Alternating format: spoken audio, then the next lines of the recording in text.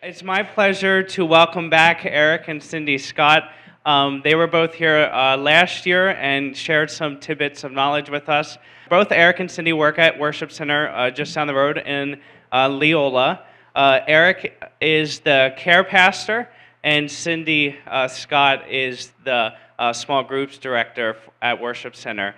One of the cool things as well too that I want to mention, Cindy has built her own coaching business from the ground up and is really focused in on developing leaders.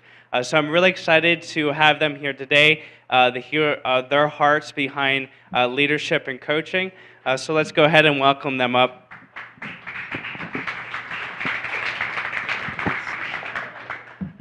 Good afternoon. It'll be just me to start with. So glad you joined us. We had a great time here last year, and I hope and trust that this year will be just great. Well, I want to talk to you this afternoon about creating a caring culture in the workplace. And I was thinking back earlier this afternoon, in my early 30s, I worked at an organization called the International Crane Foundation. This is an organization that started in 1973 by Dr. George Archibald and Dr. Sowie. And this is conservation of cranes and their wetland habitats. So those are those habitats. Those are those tall birds you've probably seen. There's 15 species of them worldwide, and 2 species found in North America, one of which nearly went extinct, called the whooping crane. Well, anyway, I was the assistant to the director at the International Crane Foundation for several years, and in that environment was the first time I think I ever experienced a boss who really cared about me and took me under his wing, and he just taught me so much. Dr. George Archibald, I have a lot to be thankful for in him. I remember it was my birthday, and early 30s. I think I was turning 32, 33, something like that, and I got into the office early, and he came into my office. He said, "You're not working today." And I was like, "I'm not what?" And growing up with a very strong work ethic in my family, that was like I don't even understand that. I started my first job as a paperboy at 12 and pretty much been working ever since. And anyway, he said, "No, you're not working today. Go home, get some clothes you can go outside in and hang out.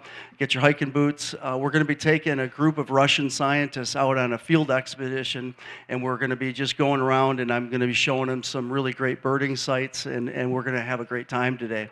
It was awesome. I mean, we really had a great time. I saw some things I had never seen in the wild before. This was in Wisconsin area, and it was just great. But the thing that really was communicated by him was that he genuinely cared about me. And I think the key thought I'd like to get across to you in this brief time that I have with you is care shares. Care shares. And I want to give you 5 examples of how care shares in the workplace. I want to start with this. Care shares time. Care shares time. You meet when you care. You meet with people. For us at Worship Center, we schedule regular one-to-ones. We find that monthly works. If it's not scheduled, it's not a priority and communicates lack of commitment. Communicates lack of commitment to your direct reports and your organization goals. So if you're sitting there thinking, "We just don't got time, we're just way too busy for meetings," one-to-ones count, man, and they communicate care. And I would say in those meetings, in fact, I just kind of did my one-to-one contact sheet this morning. What I would say there is to ask appropriate questions about their personal lives and the people who matter to them. That registers with people. When you're interested in and I'm saying appropriate, okay? But when you're interested in people's personal lives, how are your kids doing? How are things going? That just really registers with people. And a suggestion that I have here for you is try a 3x3. I call it a 3x3. What's a 3x3? It's basically saying, can you just give me 3 personal growth goals that you have for the month and 3 organizational goals for the month? Let me give you some examples. This is what I just set up for mine recently. Personal goals for me. I want to write a Dear Grands letter. I write a letter, an email to my grandchildren every month. none of them can read yet. Well, one of them's starting to, but their parents are keeping these letters, and they're putting them in a booklet, and then they're going to share them with them later. It's sort of a chronicle of our history. So I'm going to write a Dear Grands letter this month. I'm going to read an inspirational book right now. My wife and I are reading a wonderful book by Andy Stanley called Irresistible, and that's something we do in the mornings. A third personal goal I have is to listen to a podcast this month to a viewpoint that's not like mine. I'm going to actually try and find someone who has a viewpoint that's different than mine to listen to it and try to wrap my head around it. And sometimes that's a little difficult. Organizational goals that I have for this month, I'm going to be launching a new discipleship program. Like Zeke said, I'm a pastor. I wrote a new discipleship curriculum this last summer, and so I'm going to be launching that this month. I'm going to get our financial coaching leader resourced. I just had a meeting with him this lunch just an hour and a half ago, and I'm really excited. This guy is just awesome, and he's going to put together a great program for us. And the third organizational goal is I'm going to schedule for a new role that I was just given in an organization called the Ministers Network. So just to give you kind of an idea, that's a 3x3. Those are 3 personal goals, 3 organizational goals. But when I'm working with my one-to-ones, I want to hear what are you doing to grow yourself personally, and what are you doing to grow this organization. Second thing is care shares curiosity. Care shares curiosity. You ask questions when you care. Ask open questions that are not answered by a simple yes or no, more open type questions. Ask questions that actually reflected that you listen well. You're listening. One of my former pastors that I love so much, he said, if you want to love someone, listen to them. And also, I would say towards the end of that question time where you're asking some questions, ask if there's anything else they'd like to add. It's something we say in our meetings. Does anybody got a last 5%? Is there a last 5%? Anybody got anything else to say? Because sometimes the last 5% of the meeting makes the meeting makes the whole meeting. 3, care shares empathy. Care shares empathy. You listen when you care. You listen when you care. We listen with our eyes. We're looking at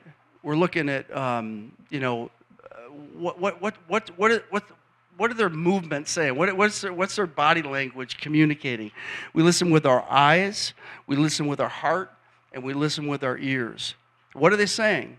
What are they maybe not saying that maybe they really need to have license to share? Again, invite the last 5%. And by doing that, you're showing yourself as a confident supervisor, as somebody that is okay with getting criticism. In fact, my wife was just sharing with me on the way up that the person she directly reports to, the last thing he said to her as she was leaving his office this morning was, "Is there anything else? Is there anything else?" And as it turned out, she had a last 5% that ended up like, "Hey, could you come back in here? We need to talk about that more." So you listen when you care. Also, care shares dignity. Care shares dignity. You acknowledge personal responsibility when you care. I want to kind of unpack this a little bit. You're helping a person build and own action steps from the meeting that's taking place. And when a person realizes that, okay, I'm in this meeting, but ultimately I know I've got personal responsibility. I've got skin in the game, and I know that it's on me to get certain things done around here. I think when we do that, we're sharing dignity. We're basically looking at the person and saying, you know what? I think that you got the goods to take the ball down the field a little bit further for us. And when people feel that, man, it is awesome. I had a young man that I was discipling a number of years ago, and just recently, my wife sent me something that he wrote, and he was a tough guy. He was a Southie from the south side of Boston. They call him Southies, I guess, and he had Boston accent and stuff. And he was tough. He was raised basically fighting, and anything was settled with his fists. And so when I met him, he was kind of in a rough place. But I just was like, you know what, John? I want to have a relationship with you. I don't want to be like, I'm up here, the big spiritual pastor, and you're down here. Let's just look eyeball to eyeball and get to know each other. And I felt like in those moments, I was able to give him something that a lot of other people he felt hadn't given him, and that's just a sense of dignity. And I think we do that when we basically look at people and say, I believe you can pull this off. I believe there's stuff around here that you can make happen. So CARE shares dignity. And action steps are, when you're setting up action step with somebody, they're only as valuable as the accountability attached to them. Does that make sense to y'all? Right? You got to have accountability. You got to set timelines that you follow up on. Just recently, I set a timeline for one of my direct reports, and I really was glad I did, because in the past I'd forgotten to, and so I would be like, hey, are we working on that or aren't we? This person was like, well, you actually never gave me a date. I need a date, which is a good thing to have.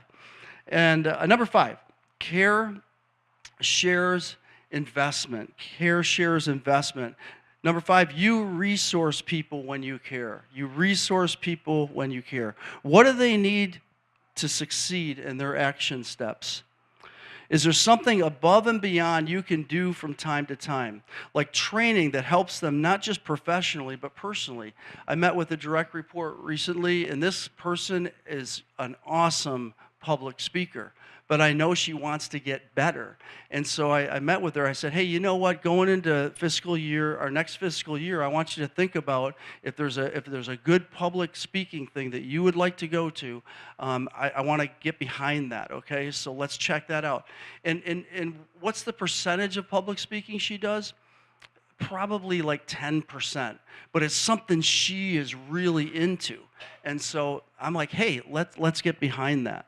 I think there's some other personal things that we can do from time to time too. We can get behind some situations like, I remember one time there was a rent situation where somebody was in kind of a tough situation, and we got together and said, hey, what can we do here to give a little bit of a bump here, to get some air back in the tire, so to speak, because things are not going super good.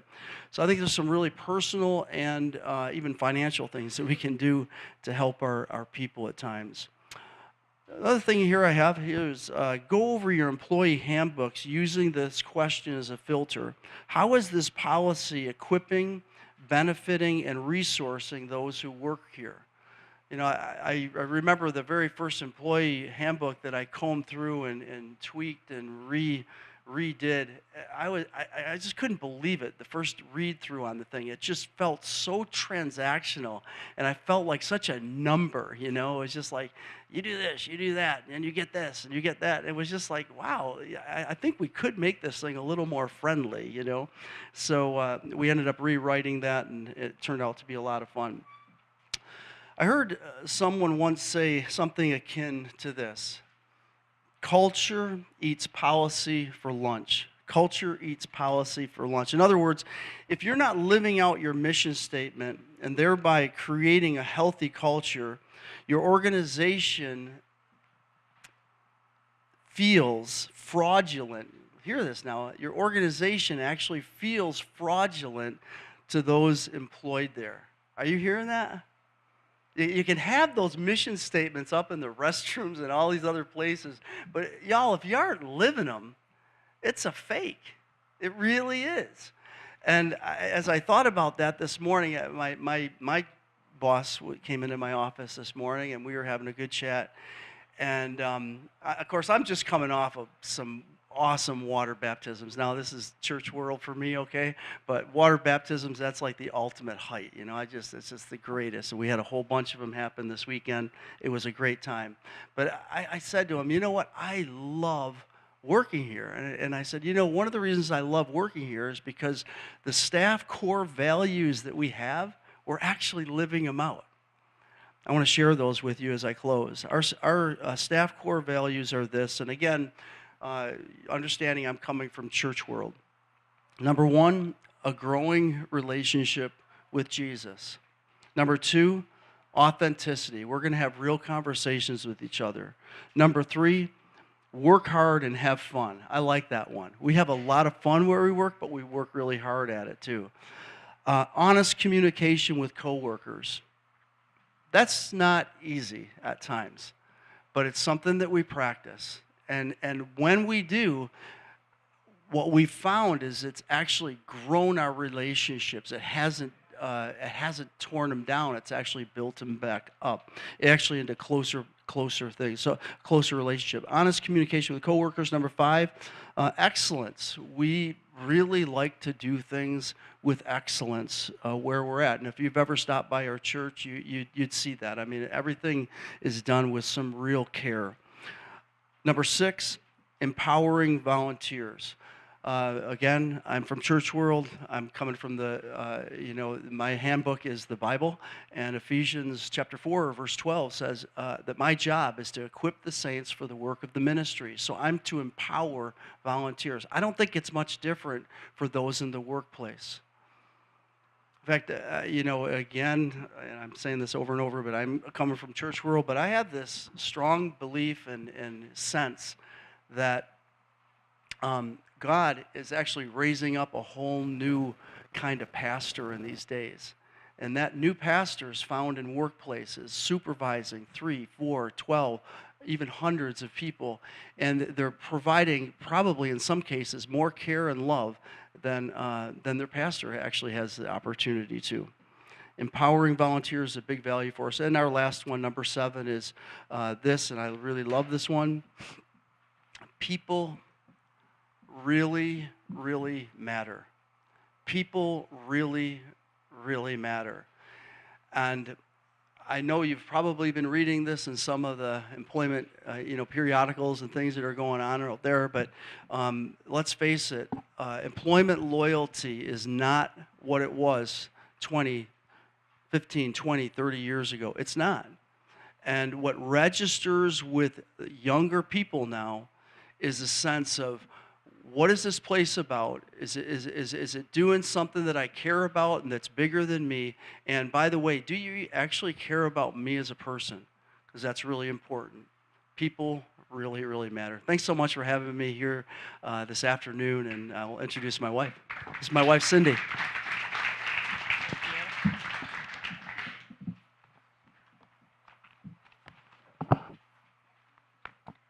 When Zeke asked if I would consider speaking again this year, I happened to be reading this book at the time, and I was like, yeah, because I want to share this book. This is not a faith-based book, but it says, The Coaching Habit, Say Less, Ask More, and Change the Way You Lead Forever. So who wants to get more done in less time, more efficiently? Yay, everybody. Who doesn't want to do that? Oh, interesting. So when I first heard of this book, it said, have a coaching conversation in 10 minutes with 7 questions or less. And I was like, okay, that's worth $12 or whatever that book cost me. Because if I could help people in less time, I will talk to more people. If I'm just being honest. How many of you have the same conversation over and over and over? So it's an employee, it's an employee, or maybe even a family member or a coworker, and they have the same problem, but they aren't going anywhere. And you want to say, like, okay, wait, how about just for fun, I'll be you and you be me. And I'll say all the things that you always say to me because I heard you the last 17 times, right? But we want to do something different when we coach. So some of you may not be aware of what coaching is. I wasn't when I first started getting into coaching, and so I had to ask. When you think of a coach, probably most of us think first of a sports coach. So if I'm a football coach, I'm going to say, here team, this is what we're going to do. You work my system, and we'll go to the playoffs, yay. Or we hope to go to the playoffs, right? If there's any Phillies fans here, but... there's also another kind of coach that happens in the workplace. I would probably call that a consultant. So I hire them, they come in, they tell me what to do, and then I give it a go and hopefully it works, right? But what coaching really is, the word comes from going from one place to another. So you get in a stage coach, you go from one place to another. You've been coached from here to there. So what if, and those kind of coaches like sports coaches, they do that, right? They take you from a here to a there, but it's their plan. The kind of coaching that's sweeping the business world and the church world, to be honest, is a coaching that pulls from you where you're going to go and helps you get there. So instead of me giving you a fish, I teach you how to fish, right? Pretty much everyone's heard of that example. When I'm coaching you, I'm helping you learn to be confident enough to solve your own problems so you don't have to come to me every time. If you have to come to me every time, if somebody in your work always has to come to you, you can only help as many people as you have time to tell what to do, right? But if you teach them, these are my principles, this is how our company works, does what you're proposing fall within those principles? Go do it. Let's see what happens. Let's get from here to there. So coaching is helping people solve problems, reach goals, or even resolve interpersonal issues. True coaching is not consulting or even mentoring or counseling. It's not me telling you what to do. It's me helping you move forward toward a goal that you or even I define. So some coaching is you decide where you want to go, and we'll talk about how to get there. Some coaching is I need 10 widgets by Friday. So how are you going to make that happen? And I'd like to think I know how you can be more productive, but sometimes you aren't on the front line. You might not realize what they really need is a power strip, something you might not even know they need. And if you ask them, it might get there faster. The opposite of coaching is just tell me what to do. Or you know what I'd do if I were you? Now listen here. And the problem with that kind of thing is you always have to go to the guy. The guy's the only one who knows what to do. But if we can help other people move forward without talking to us, now there's not a line at our door in order to get things done. Now people have to take responsibility for their productivity rather than, well, you never told me to, so how fun would that be if work was a place where we were all moving toward goals and felt strong about getting there? The art of coaching is well worth the investment. It will raise up leaders around you. So instead of capping the potential of your org to your wisdom, your time available, your education, your creativity, you collaborate and work with the people around you, inviting them to become more involved in their own future and your collaborative future. If your people win, you win. We all win. We are more productive. We sell more stuff. We make more stuff, whatever it is we're doing. So what I want to talk with you is these questions that are going to help us get somewhere faster. There's a quote in the book that says, answers are closed doors and questions are closed doors that invite us in. So we want to be invited into the conversation and we want them to come in as well. One more thing about answers, I just want to say this. If you give an answer, you're either right or wrong, right? And if you're right, what have you taught your person? You have to come to me. And I'm the one that gives right answers. So again, you can only help as many people as you can talk to. If you give a wrong answer, it's even worse. I'll never talk to them again. Maybe they leave the organization, maybe whatever. But if you help them come up with the right answer, you've invested in their confidence, you've invested in the future of your organization, you're raising up leaders. So what are these questions? Aren't you just dying to know? I can just see it in your face. Like, can we get to the questions, please? So they're quick and easy. The first one in your notes there says, what's on your mind?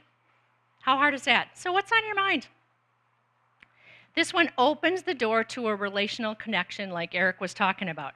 It shows you care and assists the person by offering a place to verbalize what's happening. It says, I have time to listen to you right now. I care enough to know what's going on in your world because I want you to succeed.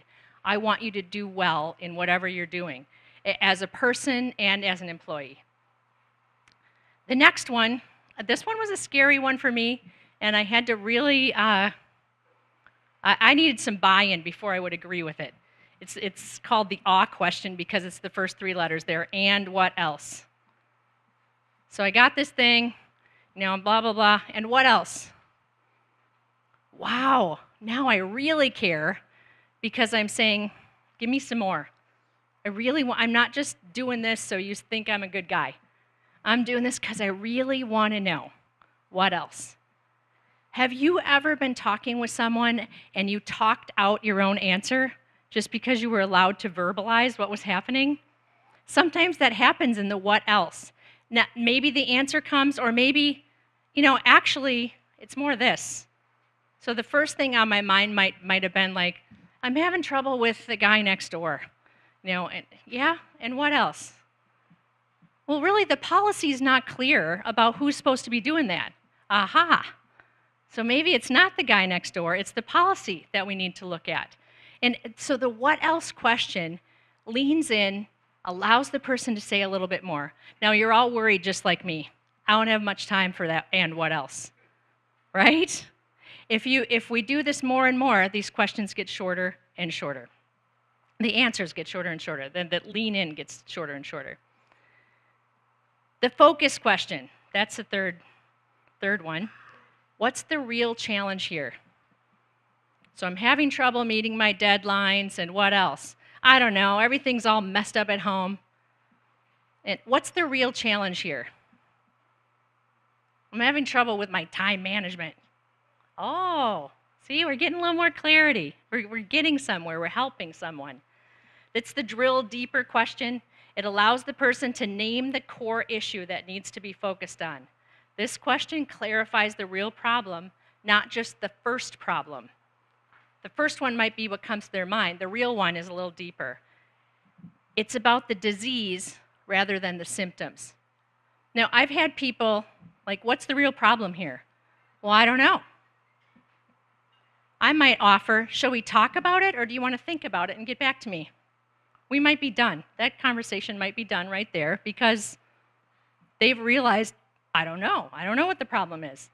Well, I'm not going to know. I'm not a magician, mind reader. And so helping them be able to verbalize what the problem is helps them set a goal and helps them find a way to get there.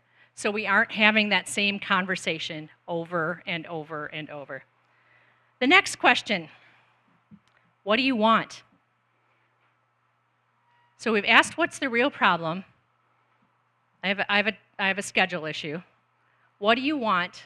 It says, I want to have a life where I have enough time to not feel like I'm always behind. That's what I want. I want to have a system where things come in, they're put in a slot, and then they can go out. What do you want? I want to know what the policy is. When we can define the goal, then we can move toward it. This forward-thinking question shifts the focus from looking at what is not working to identifying what the win will be. So the what's the real challenge here is what's not working. The what do you want is the win. What do you want to happen? It brings clarity to that end goal, so we're both focusing on a common goal. The lazy question. This one really intrigued me. How can I help? Dangerous question, right? How is that the lazy question? I liked what he said about this. How can I help makes it very clear what the person wants from you.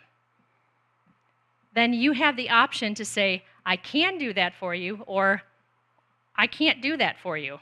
What's another way you could get that done? So let's go back to the policy thing.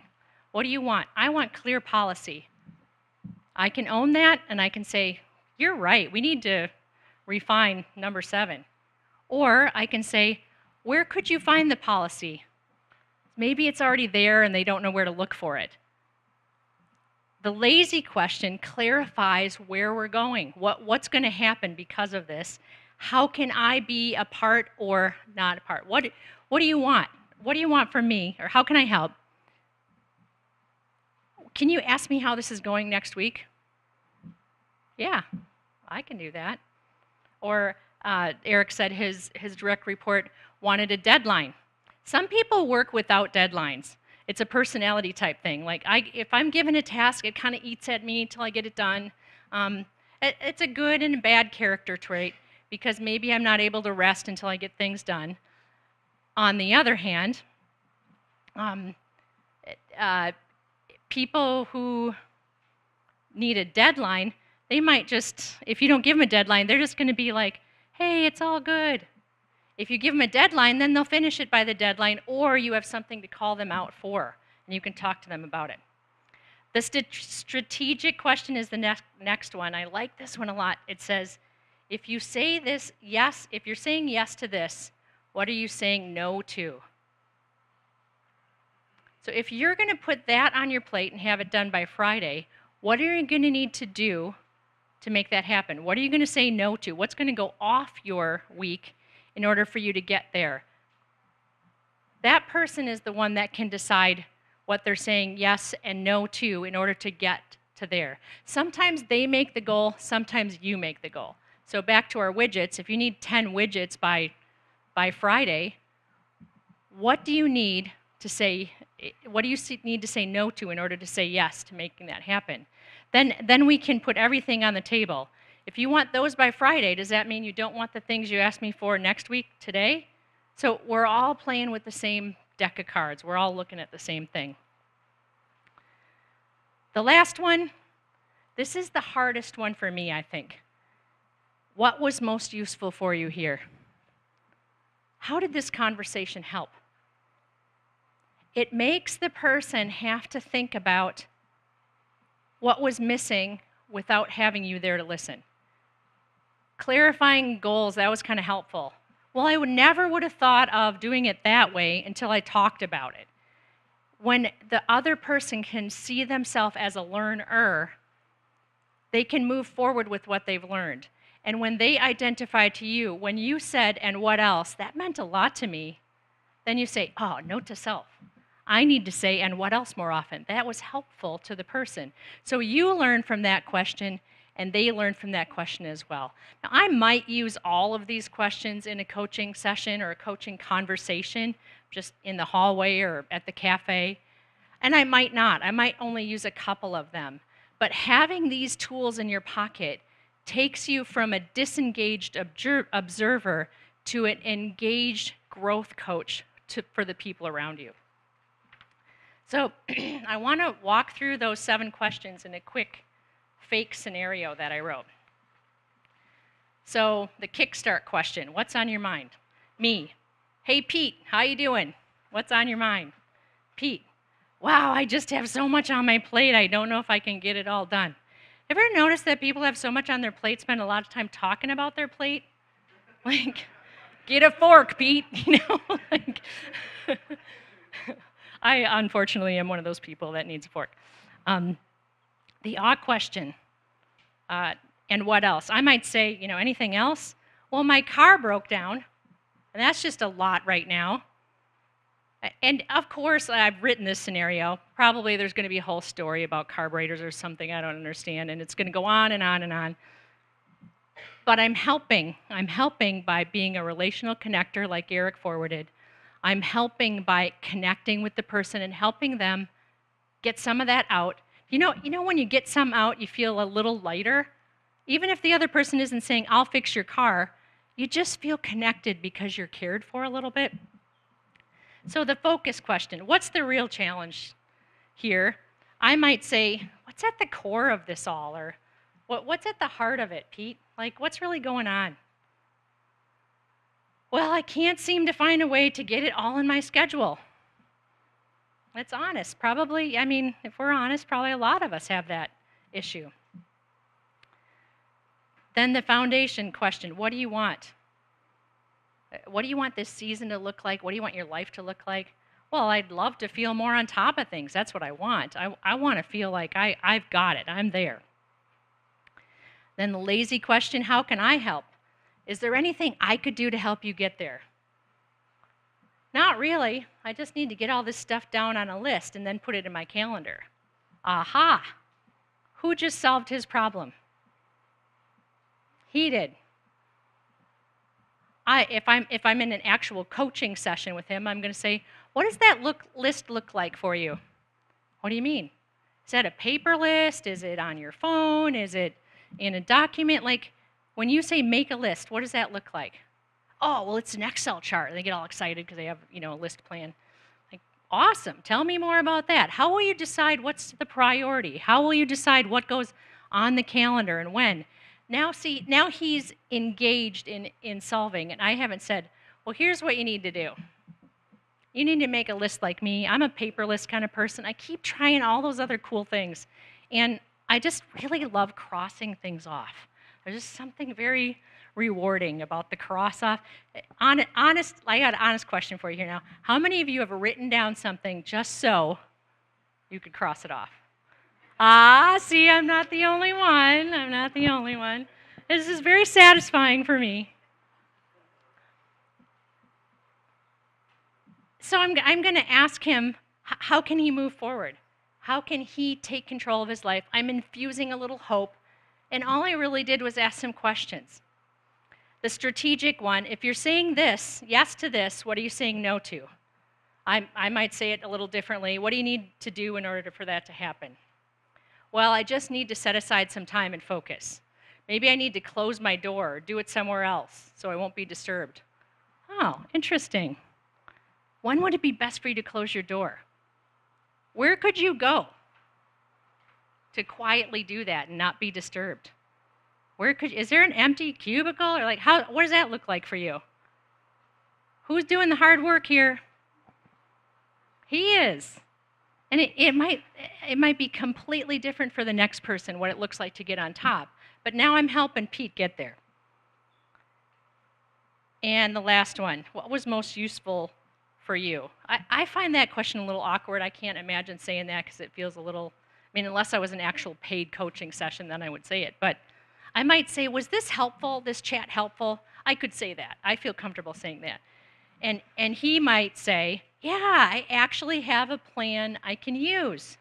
Now I feel like win. I feel like a win. So I want to take just a moment. I want you to think of that guy. Who's that guy that keeps coming to you with that same conversation? Most of you had a little, yep, I have that guy, a friend, family member, coworker, whatever, who keeps coming to you. Look through this with me. You don't want to ask that first question, what's on your mind, because you know what he's going to say. But what if you said, hey, talk to me? Is that still happening? Now we can, let's cut over the story, I already know. But I'm showing care. Is that still happening? Anything else? Anything new since the last time? Now again, I'm acknowledging, I know that deal, but what's new? Anything new? No, nothing's new. I might ask, how do you feel about that? Well, I hate it. That might help me lean into, what's the real challenge here? Oh, I need something to change. I need them to change. What's going to happen if they never change? How are you going to feel on top of it and productive if that person never changes? If this policy never changes? If this never changes, I got to leave. Okay. What would that look like? If it's an immovable thing, people always have options. We're only stuck if we choose to be stuck. We're only stuck if we choose to stop moving forward. What do you want? Asking that question to the person with the repeat thing, what do you really want? Sometimes I say, wow, you just talked about this and this and this and this. If you could only focus on one of those things, which would it be? And then they have to say the one. Now I'm going to ask them, what would the win look like? How could you move forward in that area? And I'm helping them get traction and get unstuck. traction is addictive. Once you start feeling like I can own my future, I can own my attitude, I can own my productivity, you want to keep moving forward because it's what we're built for. We're built for adventure and journey. And when we can do those kind of things, it changes who we are and how we affect the people around us. And then moving on. So if you actually did something with that, what would that look like? If you said yes to moving toward that goal, what would you have to say no to? Now I'm helping the person actually move forward. And then, was this chat different than last time? Did you notice anything different? For me, I really like to ask that one because they say, well, yeah, you asked me all these interesting questions. Then I'm going to start selling them coaching. I'm going to start like, man, you got to read this book. It's so good. Or, I have a personal coach who helps me with my stuff. So next time you deal with a coworker or a direct report, you might not be able to think of all these questions, but if you can think of one forward-moving question, one open question, one responsibility-giving or ownership-offering question, it can change the way you interact with people and help them move forward in ways they never have. So I want to show you these two books real quick. I think this one's listed on your paper, The Coaching Habit, Say Less, Ask More, and Change the Way You Lead Forever. And his website is called boxofcrayons.com, which he offers. He's a funny guy, and he offers all kinds of great leadership and coaching tools that you can use. If you're a faith-based person, this book changed my life forever, Leadership Coaching by Tony Stoltzfus. And I read this long before I moved to Lancaster County and had met like 100 other Stoltzfuses. So when I worked with people here, I never had to spell Stoltzfus because they already get it. And actually, I think he's from Indiana or Ohio or something like that. He's not from here. But leadership coaching changed the way I interact in every area of my life. So I just want to thank you for having us here. I hope this has helped you. If you have specific questions, I invite you to come up and give a chat to us. And I think this is so awesome that Superior Plastics does something like this, where they're investing in your growth as co-workers, as suppliers, as buyers, or whoever is all represented here. Let's give a hand to Superior Plastics.